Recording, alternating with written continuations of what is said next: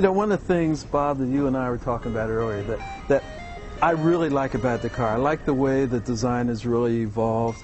I think it's a much fresher statement than the original concept, which is strong, but it was very angular. This is a lot smoother. This is, the whole form vocabulary I think is great. I think some of the challenges of developing a low drag car from an aerodynamic perspective have actually added to the car. The grille being flush is much more like a nice metal inlay into the car as opposed to being something that's applied or carved into the design. Yeah, it's these fine details that give you that second order of sophistication beyond just the shape of the car.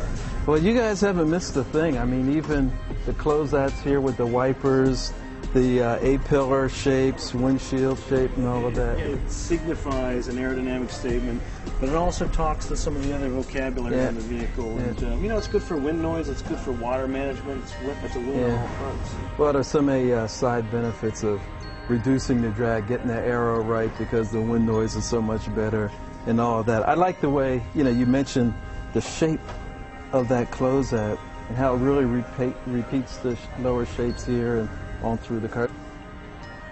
What's really neat, and we've got a partially built model here, but that instrument panel, the console, the center stack area, the gauges and how they repeat, just so well done. It looks very much like the technology people are used to using in their handheld devices or computers that they have at home. So I think people are really going to respond positively to what they see in the interior. I think just like with every other design we develop, our designers find inspiration in many different ways, but the technology, I think, really inspired the designers to look at all the materials, all the finishes in a very different way. I mean, this door panel is a good example. I think one of the strong areas of the car is here at the rear. The car, the shape of the tail lamps, the spoiler effect, and I know this was a very important part of the car from an aero perspective, and but I think it has had a very positive influence on the design.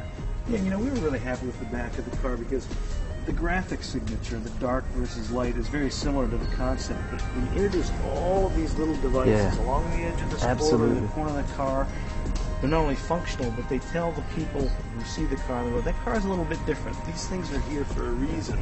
And I think people are going to see that as part of the Volt vocabulary. Yeah, I think a lot of people feel as though great aerodynamics are really with the front of the vehicle. That's where it begins. But the tail of the vehicle, I think the benefits can be as great, if not greater. And it can be where the real aero challenges are in developing the rear of the car. Yeah, aerodynamics and aesthetics sometimes are not completely wedded, but in this case, we met the aero performance and made the car look great. I can just walk around this car and walk around. There's just so many different things. I forgot the plug over there. We should talk about the plug.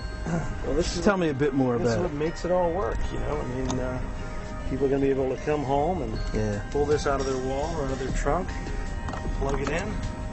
A couple hours later, you can drive to and from work on one charge, pennies per mile. God, it's just such an exciting project, exciting vehicle, and the team really came through with every detail of the car. This is a design you can really live with, getting in and out of the vehicle. The port is easy to manage, every bit of it.